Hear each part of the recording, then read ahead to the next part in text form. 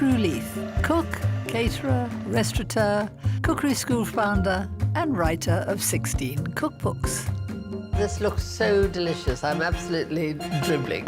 I'm in my 80s, so I haven't got time to waste. This series is all about the things that really matter to me. Family, fun, food, and friends. Gotta let it out when it can.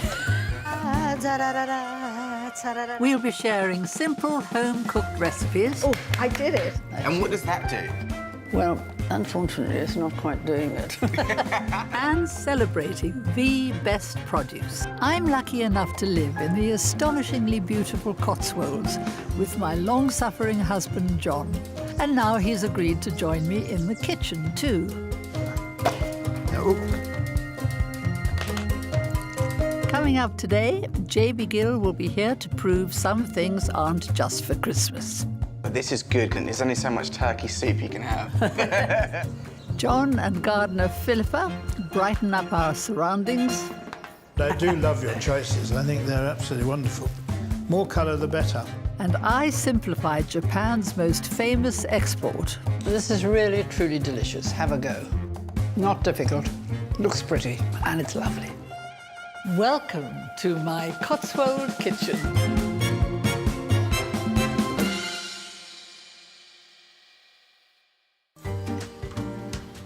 A well-prepared meal can really wow your guests, and it doesn't always have to be the most expensive ingredient that steals the show.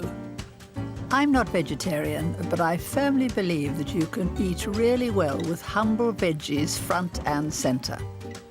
My recipe today is all about making veg the star.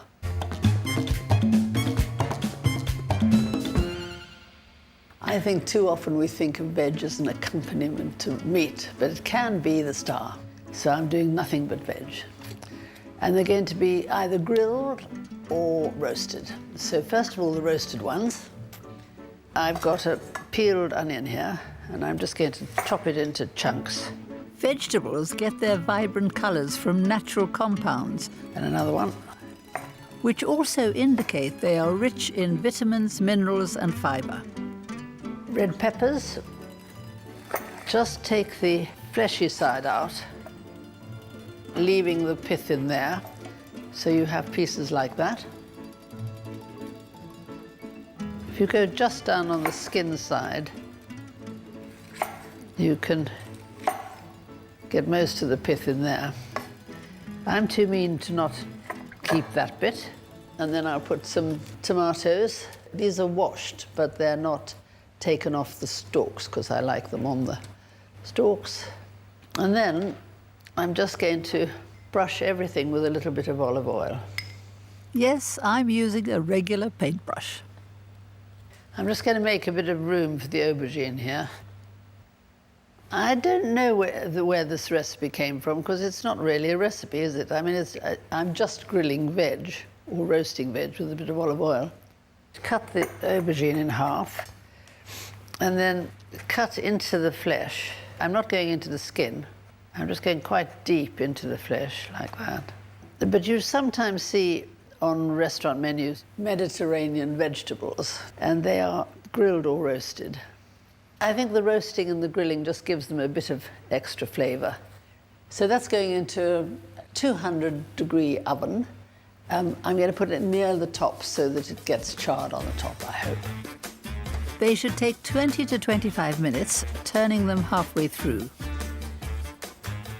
As well as helping them to retain vitamins, roasting veg also releases natural sugars, enhancing their flavour.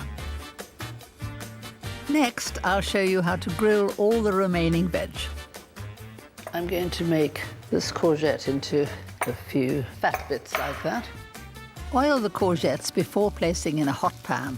Don't put them that way, because you don't want the lines going that way, you want the lines going that way. And then don't move them, because if you keep moving them around, you keep muddling the stripes. Cut the Hispy cabbage, which is a sweeter and softer cabbage variety, into quarters and grill flat side down. Our veg growing is so hit and miss. I have to confess that most of this veg is not from our garden. All sorts of things are nice grilled. Runner beans work. So does asparagus, is particularly good.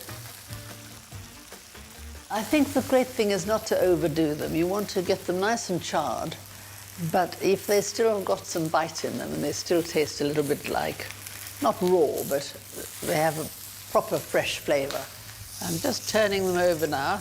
The hotter the better, really, because they're good and charred, but they're still a bit crunchy in the middle and not too soft. I just thought I'd show you one trick that I learned from Delia Smith many, many years ago. Delia wrote a book called Summer Cooking, and on the cover was this recipe, and it is so simple, and it became completely universal. You couldn't go to dinner, but you didn't get this for a first course.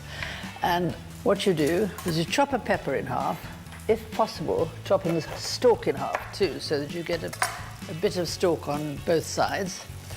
Then you cut out the pith, like that. And then you put some tomatoes in the middle and a couple of black olives. Olive oil all over it. Pepper, salt, and that's it. And you just roast it. Roast for 25 minutes or until soft and juicy. Delia Smith has been a friend of mine since we were both really rookie cooks. I had just opened my restaurant when I met her, so we're talking about 1969 or something, and she was already on television, I think, by then. And she was very famous. And when I opened my cookery school, I used to try and get her to come and demonstrate to the students. But she wouldn't, because she can do anything on television, but she is really nervous in front of real people. Now for something to go with the veg. Since you might want a bit of starch with your veg, how about some couscous? Fully submerge the couscous in boiling water. And that's it, really. That's all you need to do. And in about 5 minutes' time, it will absorb the water, cook the couscous, and that's done. And then you can flavour it. I'll leave that there for a minute while I make the sauce. And the sauce is also a bit easy. My sauce is going to consist of a bit of yogurt, mayonnaise, about equal quantities of mayonnaise and yogurt, and a dollop of olive oil, clove of garlic. Slice that roughly. Some chives, tarragon leaves, parsley. Finally, remove the basil stalks and add the leaves, along with a tablespoon of lemon juice and, of course, salt and pepper. But don't take your eyes off that veg. You can see they're soft now because they're sort of half-cooked, which is how I like them. I think those could do with a bit more. They're a bit stiff still. If it's a sunny day and you're sitting outside, this is perfect food. The green goddess sauce just takes a quick whiz. I'll put the green sauce in here. Now for the couscous. It's had about 5 minutes, and you can see it's cooked. So now you can flavour it how you like. I'd like to put a little bit of lemon zest in it.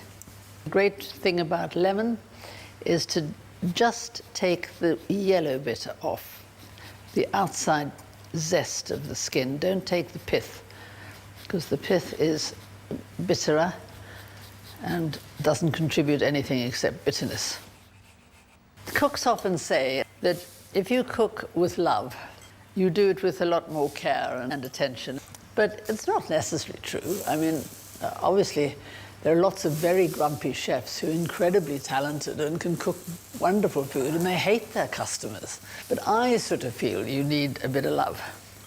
Now, this is a mixture of all those herbs, which is chives, parsley, tarragon, and they're going in there, all of them, why not? Give everything in the bowl a good mix before adding some salt, pepper, and olive oil. There are lots of starchy things, like couscous or mashed potato, that really depend on you seasoning it properly. And it can be really boring if it's not properly seasoned, so just always taste everything. Now it's time to see how the grilled and roasted veg are getting on. Those are just about done.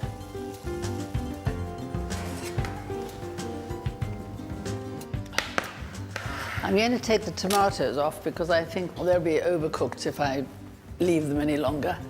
If you want the remaining veg to char a bit more, as I do, place the tray higher in the oven and set it to grill.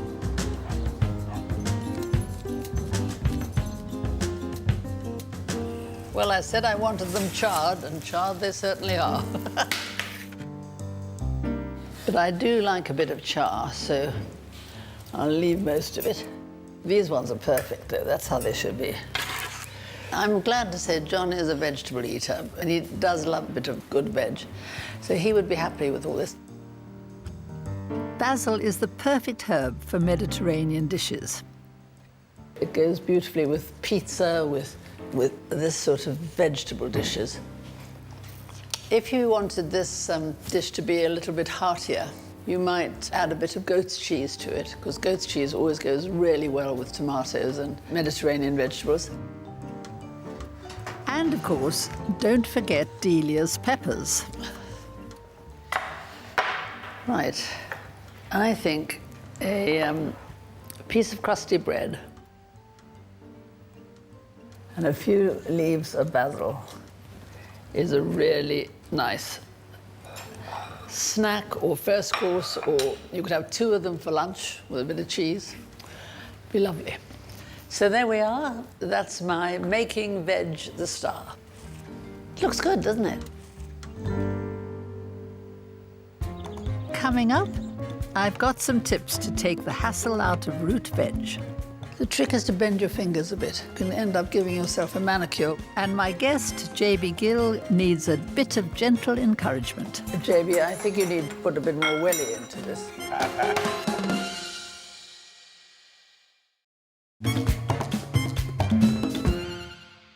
Now, my husband John will be the first to tell you that I'm not always one for perfect presentation. But what I am good at is taking simple ingredients and giving them some oomph. The good old spud is probably the most versatile of veg. You think chips or mash or fried or roast potatoes, all delicious. But my favourite, I think, is Hasselback, which is a bit of a fiddle to do, but worth it.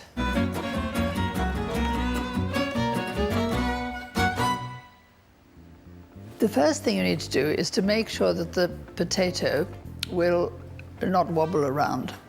So I'm going to take a tiny slice off the bottom of it, just so that it'll sit firmly on the table.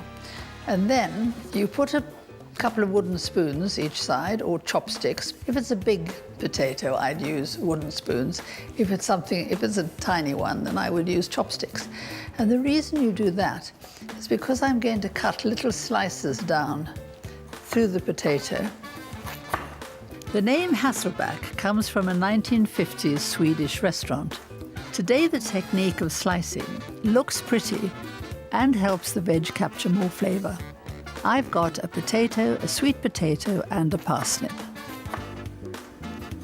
Like that. Keep the wooden spoons in place so you don't slice all the way through. And repeat the process with the sweet potato. Sweet potatoes are quite hard. You have to give it a bit of welly.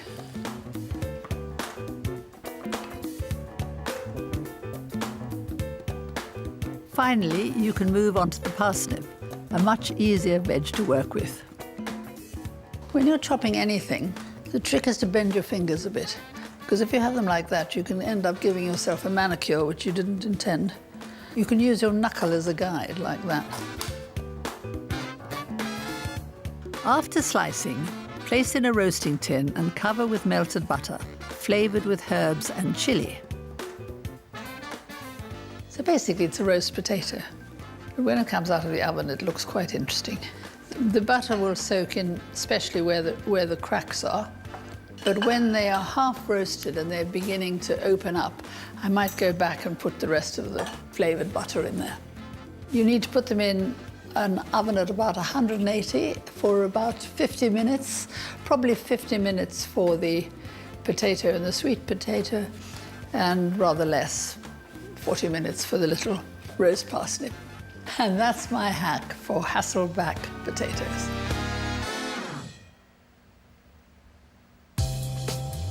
I first moved to the Cotswolds with a plan to keep ducks, but thought better of it. But my guest today is braver than me and has really embraced the good life.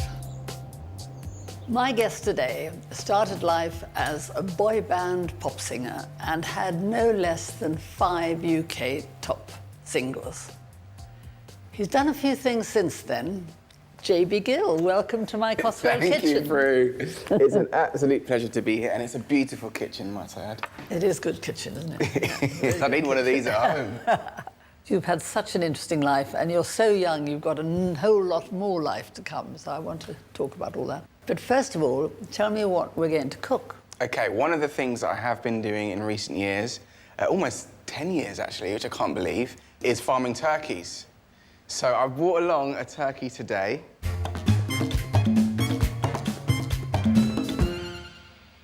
I think we should cut some of the breast into steaks and then bash them out a bit like escalope, but not as thin as that, just like a sort of flattened steak. And then fry them and serve them with a sauce made with cider vinegar, apples, mustard, creme fraiche, and shallots. It's very simple and won't take long. And I'll show you the ideal way to do roasties. And I think it'll be delicious. Well, that sounds good to me. I'm always trying to find different ways to cook the turkey, especially after Christmas. And I'm always searching for the perfect roast potato recipe. It's always something that I've wanted to learn because I like to think that my roast potatoes are quite good. I'm sure they're good. But we all want to make the perfect roast potato. Well, I think this is the best way to make it. You boil them for 5 or 7 minutes, just until the outside of the potatoes started to cook. Okay. And then you bash them around in an empty pan, pour all the water off, give it a bit good bash about, so that the potatoes begin to be a bit... Do you see they're breaking up a little bit? Yeah. And what does that do? Well, unfortunately, it's not quite doing it. Shall I have a go? Let me have a go. Give it a Try. good... See if I can give it a good old... Ooh. There's another really brilliant trick, and that's you put a handful of breadcrumbs in with them, and that makes it nice. If you haven't got nice crunchy bits on the edge of the potato, that nobody knows it's not potato because bread tastes very much like potato. Yeah. And we'll do that as well. This is what I wanted to hear, all the tricks of the trade. Once the potatoes are roughed up, add to a baking tray of sizzling hot fat. And you just give it a splash about, turn them over. Get them all coated. Yeah, all coated, and then put in the oven. Excellent. Roast at 200 degrees until they are good and brown, turning them over once. So we've got our turkey here. Yeah. So this breast has already been escaloped, and we're going to cut it in half. Escalope is a thin slice of meat, often tenderized by beating with a rolling pin. To do this, you need to cover the turkey with baking parchment before giving it a good bash. This is always the fun bit, isn't it? Yeah. This is the bit I get my kids to do when they cook with me. Good. JB, I think you need to put a bit more welly into this. There we go. Next, dice your shallots. You have a cooking show on telly, don't you? Yes, I do. Cooking with the girls, which I do with my little people, with the little girls, which is great fun. Obviously, my wife as well. Tell me some of the things you cook. I mean, we cook lots of different things, and lots of it is themed. So, for instance, we did samosas when it was Eid. So it was nice just to see, different types of food being cooked from all around the world. For me, seeing my children cook is great fun having them involved. I think that's wonderful. Saute the shallots in a couple of teaspoons of butter and another couple of oil before slicing your apple into cubes. How did you ever come to be on a farm? I mean, I think of you dashing about. It was pretty much accidental. So I remember, at the height of JLS, I was, like you say, dashing about, I was traveling a lot, didn't really spend a lot of time at home. When I left my family home, we moved to where we are, and it was purely based on me being able to just have a bit of, enjoy my downtime whenever I wasn't touring or, going through a busy period of promo with the boys. And I was working out, what do I do now? What sort of things am I interested in? Funnily enough, I rescued a pig from the RSPCA, a pig called Ginger, and she ended up being the first animal that we had on the farm.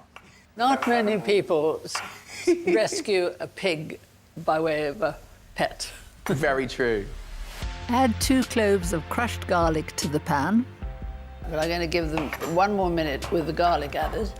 And how are you doing with your apples? The apples are now diced, so we're good to go with that.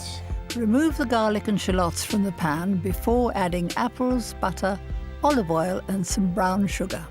Do you see these are just beginning to caramelize a bit? Yes. We need them to be a bit more. They're looking good, though. And stick them in there as well.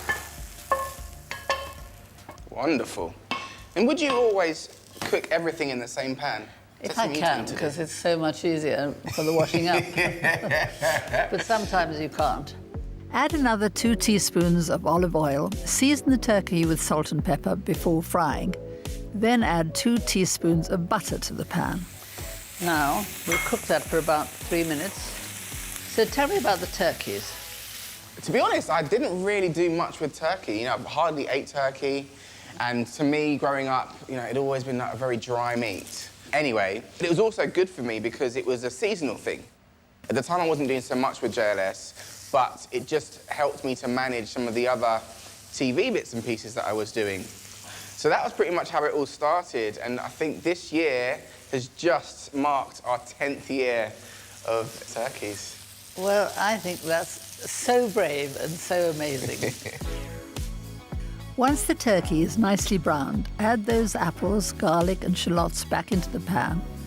Pour in 60 ml of apple cider vinegar and 120 of dry cider and boil to reduce the liquid down.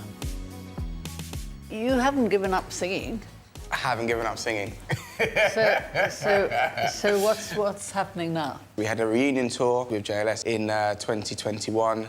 Then we had another tour in 23. I can't believe that to me you seem so young, and yet you're having a sort of reunion tour as if you were in the 60s. It's been 15 years of our first album, which doesn't even seem possible to me.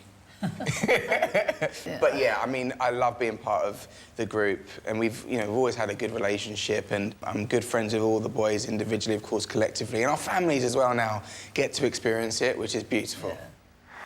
When the cider and vinegar form a syrupy consistency, take the pan off the heat, stir in a teaspoon of Dijon mustard and a tablespoon of full-fat creme fraiche, and leave to rest. So I'm going to put a bit of butter in the bottom of the pan and a little bit of garlic. What we're trying to do is just zizz up some green beans and make them a little bit more interesting than normal. As soon as you can smell the garlic, you've got enough. The beans already had about 5 minutes in boiling water. We just want to heat them up in the butter. While the beans reheat, add the juice and zest of half a lemon to the pan. Oh, it smells so good. Perfect. OK, and then a little bit of Parmesan cheese, and that's it. So, JB, I think we're nearly there now. Yes, we are. Should we place up? Yeah. There we go.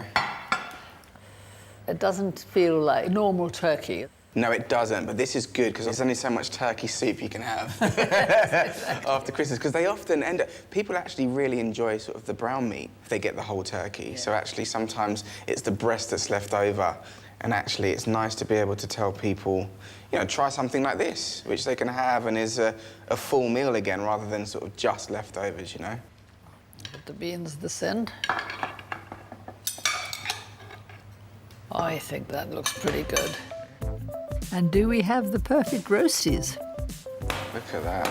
They look all right, don't they? You've got more potatoes than we deserve, really.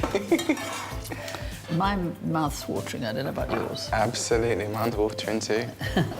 OK, so here we have JB's Kelly Bronze turkeys, escallops with apple and apple cider vinegar sauce, and green beans with Parmesan and roast tatties. The best. Very good. Well done. Patties. Mwah. Thank you. Well, it smells good, doesn't it? It does smell very good. Should we have a little taste? This is a rather huge steak, it must be said. That's good. A few beans. Right. Lovely. There we are. Thank you That's very for much.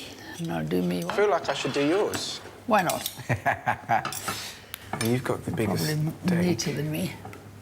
There we go. How many potatoes would you like? Stop. what I'd like and what I should have are two different things. There Thank we you. go. Lovely. That's it. beautiful. Excellent. Well, here we go. Okay, I'm full of everything.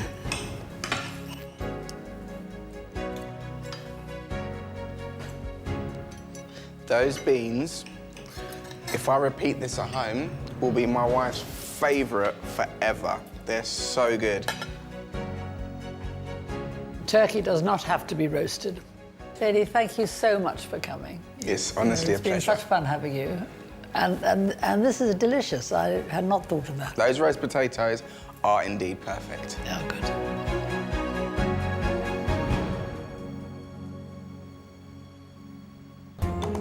Still to come, Philippa and I go in search of something tropical.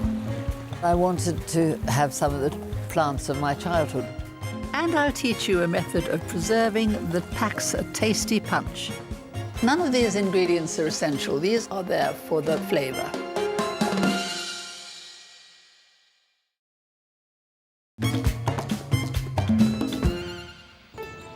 It's amazing how particular sounds, sights and scents bring memories of our childhood flooding back. I love my greenhouse almost as much as I love my kitchen, and I want to fill it full of plants that transport me back to growing up in South Africa. It's my long-term ambition to have colour all year in this new greenhouse, not just annual geraniums. Gardener Philippa and I are heading to RHS Wisley to get some tips on bringing a touch of Cape Town to the Cotswolds. Garden manager Peter Jones looks after plants, including the more exotic varieties, similar to those my mother spent hours tending.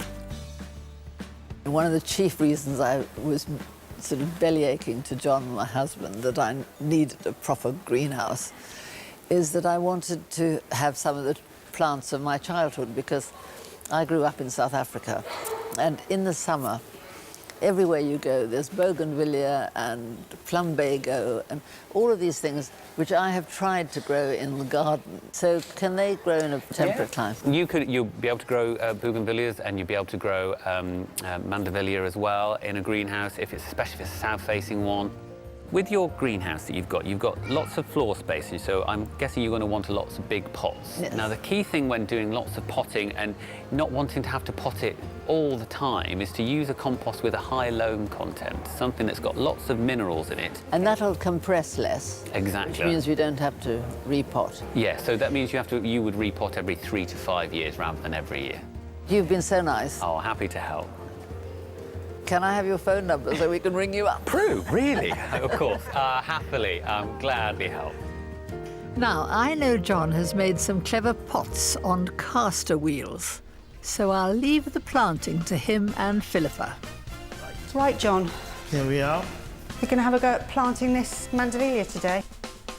We had a great time at Wisley, and this chap, Peter Jones, gave us a great tip for planting mature plants into pots where they're going to stay. Thus far, we have a lemon tree and some cannas. This mandevilla is the latest addition, and it brings more colour, which is perfect. Mandevilla, or also known as a Brazilian jasmine, it'll be blooming from hopefully May to October. I love the colour. Yeah, the orange centre's really unusual, isn't it? And this should grow to about 10 foot tall, so it'll be a nice it'll feature. go right up. Yeah. I love this. I It's a love the lovely reds and orange. oranges and yellows, and so I'm the sort of builder and architect, so it's over to you and Prue. But I do love your choices. I think they're absolutely wonderful. More colour, the better. Well done. I think that's absolutely marvellous. Terrific. It's coming on. Okie dokie.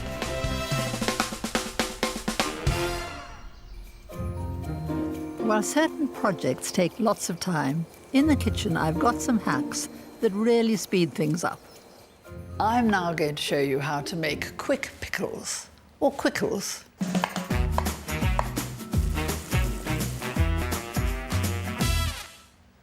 I like pickles because that little slightly sweet, acidic kick livens up almost any dish. They're pickles, but the kind that you can eat pretty well straight away, and more for flavour than for preservative. These won't last forever, but they'll last for a week or so in the fridge. In order to pickle anything, you need water, vinegar, sugar, and salt. To a pan, add 240 ml of hot water, 240 ml of apple cider vinegar, a tablespoon of sugar, and half a teaspoon of salt. And you bring all that to the boil. And if you're going to pickle anything that's really tough, like a carrot, that needs a little bit of softening, you don't want it to be totally hard, like raw, then you can put the carrots in for a little while into the boiling or simmering liquid. So they're going to go in there. And then the other veg I'm going to do today is cucumber.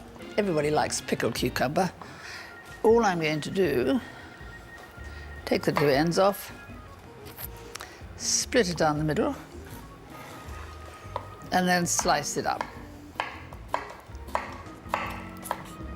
The carrots have been boiling in the pickle water for just over 5 minutes and have started to soften. So I'm going to take them out.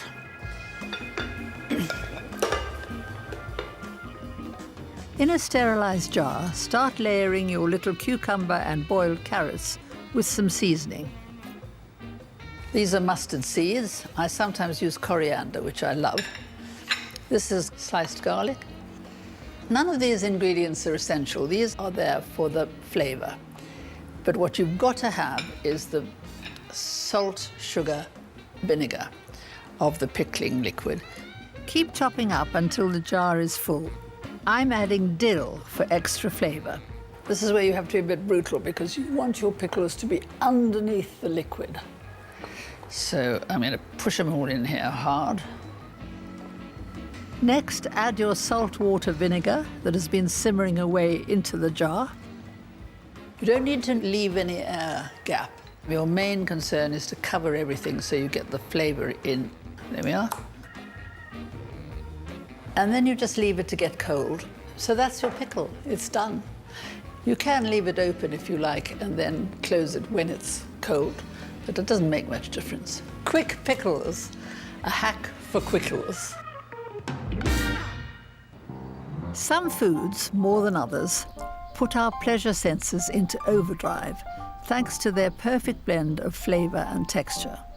Surely there is one that tops the list.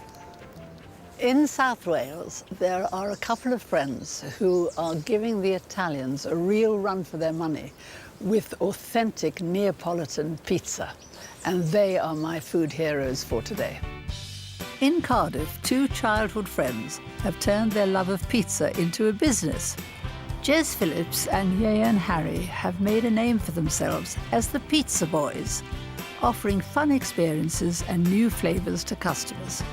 But it all started with pizzas at home. We were like kind of self-taught.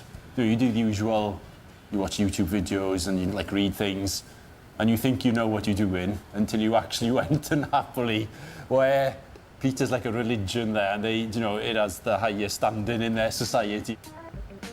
Street vendors sold tomato-less pizza in Naples as early as the 1600s. But pizza, as we know it today, originated there in the early 19th century, and it's barely changed since.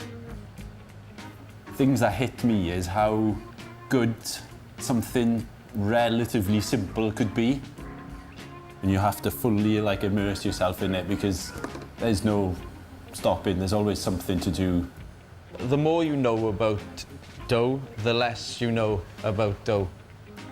I think at the start we wanted to be experts, and we've realised that it's such a vast and kind of even different flours, every flour is different.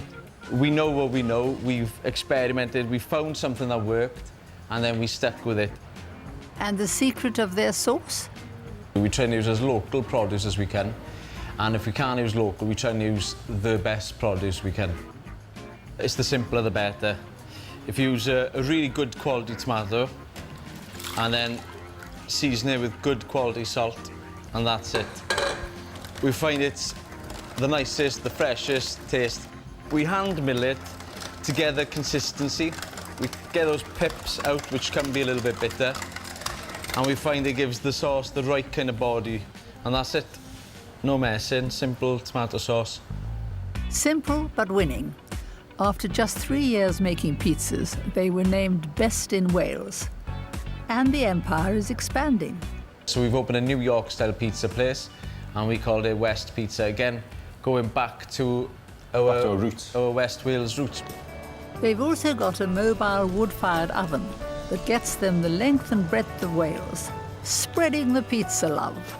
I think it's one of the pleasures of the job is that we travel around quite a lot with the vans doing different weddings, doing different events. So I think weddings is one of our favourite things because you get to, you know, be a part of someone's special day, which is always good fun. Yeah. When you're making a pizza, you're trying to just make that pizza. Now, you'll get some bad ones and some good ones, and some will be better. When you set out, when you get that dough out of the box, you're trying to kind of make something that's really, really good. And someone's first experience will be that pizza. And you want it to be the best experience. You want it to be that they go, this is what pizza should taste like. You want to give them that Napoli experience we had. Yeah. It just blows your mind that how something so simple could be so mind-blowing.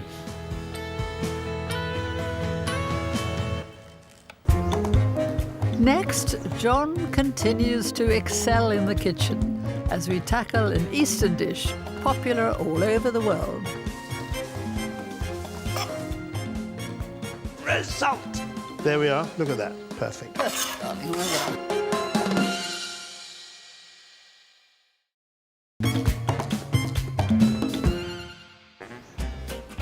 Getting John to join me in the kitchen has been a bit of a revelation. He's better at it than I thought he'd be. Not sure I like the competition. Let's see how he copes with today's challenge. John has been doing so well in the kitchen, I thought we ought to up the ante a bit, and I should get you to make sushi. OK. You're up for that? Yep.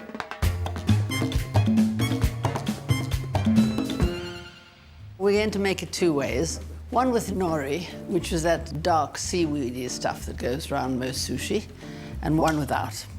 So, John, the first thing we have to do is the rice. This is sticky rice. Did you do that deliberately?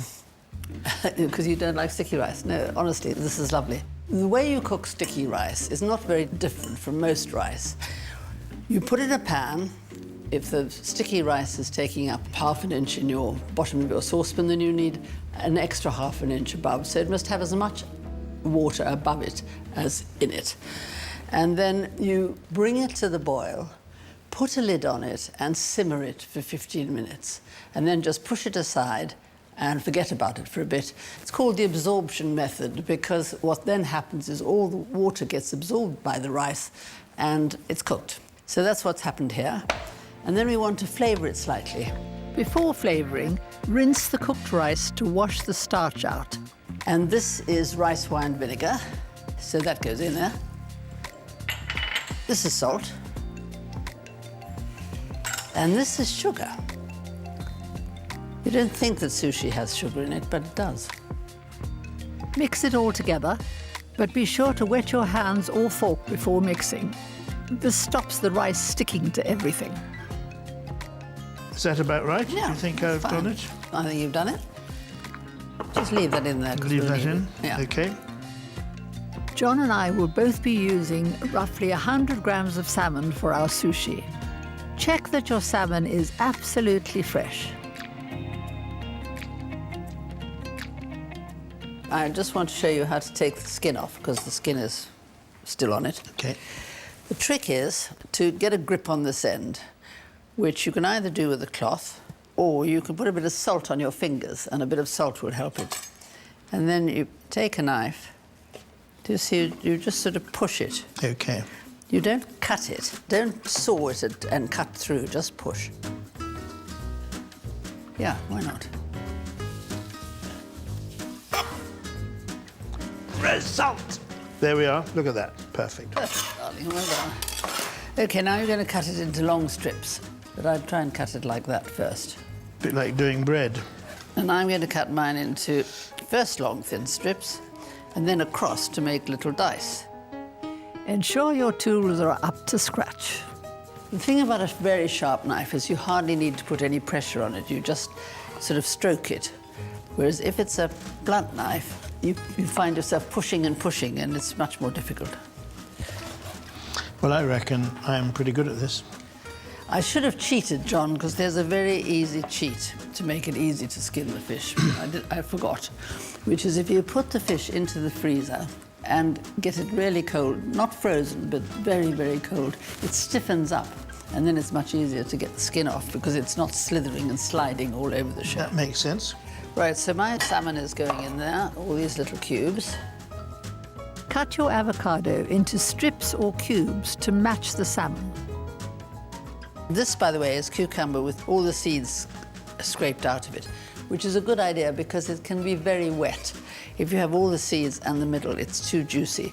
You can stop that by putting salt on it, and then the juice comes out, and then you rinse it and dry it. But then I think it's often too salty, so rather just take the middle out. Looks like she's making a meal for somebody who's dentally challenged. Put your cubed avocado and cucumber into a bowl. Add a tablespoon of lime juice and 1 tablespoon of wasabi paste. Then give everything a good mix. The salmon I'm going to season with some light soy sauce and 3 kinds of sesame. A little bit of sesame oil, some black sesame seeds, and some white sesame seeds. Mix it all up. Are they a different sesame, or is the white the inside of the black? You should stop asking me questions I don't know the answer to. I'm sorry about all my questions. I'll try to temper them to what you can answer. Yes, if you wouldn't mind Okay. only asking me questions I know the answer to, it would be very... I always have an insatiable curiosity. I know, Gets me I into know. a lot of trouble. Now it's time to wrap the sushi. Wet your hands and put a layer of sticky rice onto the nori, leaving a third of space at the end to help wrap later. John is making traditional sushi wrapped up in a seaweed nori. Oh, very good. What's All right. next? Add a slice of cucumber, avocado and salmon widthways on top of your sticky rice. Then begin to roll the nori towards you, using the bamboo mat, keeping everything nice and tight. Wet the end of the nori sheet to help it stick. If you don't want to be bothered with the nori and rolling them up and all that, I'm going to show you a much simpler way of doing it. I am making what I call sushi for scaredy cats, people like me who don't like nori, for example. And I'm just going to stack up the ingredients in a little mould here. And you'll see they look very pretty, and it can do for a first course for a dinner party because it looks so fancy. What you do is you put a bit of rice in the bottom, push a layer of rice down, and then a layer of the salmon, which is all nicely flavoured, and push that down nice and evenly. And finally, a layer of the avocado and cucumber. And then if I was doing this for a dinner party or something, I'd stick them all in the fridge, and then I'd later take the top off. We'll risk taking it off now.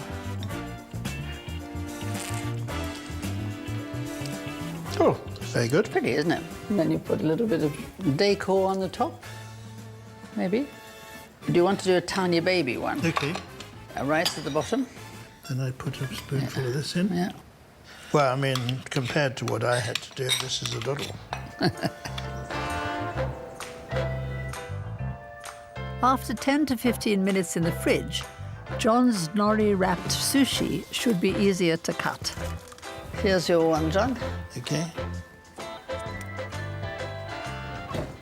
Am I allowed to Yes, I think we need to unroll it? them. Ooh. That's right. Okay. And then I think you need to take a little bit off the edge. Okay. And remember, lots of forwards action, not very little pushing. Okay. Now, you want to make them all absolutely even, so I reckon you should cut it in the middle. half and then, yeah. What am I doing? Am I doing this into 3? Seems about right. Or 2? 3. Whatever you like, I think. Okay, I think As long as 3. they're even. You never said to me cut them identically. I You did. just said cut them, did you? Once all your wrapped sushi is cut to even pieces, mix some wasabi into light soy sauce for the dip. So now you dip it in there and eat it with a bit of that. This is guaranteed. Go on, in your I don't have a... Any good? Yeah, it is, very nice. I mean, what's nice about the homemade is that when I've had it in the shop, it's been very tacky. And this isn't tacky, this is very smooth. John has a wine from the Bordeaux region to pair with the sushi. And it's quite sweet. I mean, it's not sweet like a sweet wine, but it's certainly not acidic. Yeah. So it'd be very nice with this. This is really, truly delicious. Have a go. Not difficult. Looks pretty. And it's lovely. So that's it for this week. Next time we will have another beautiful recipe, some more hacks, and of course, a really interesting guest.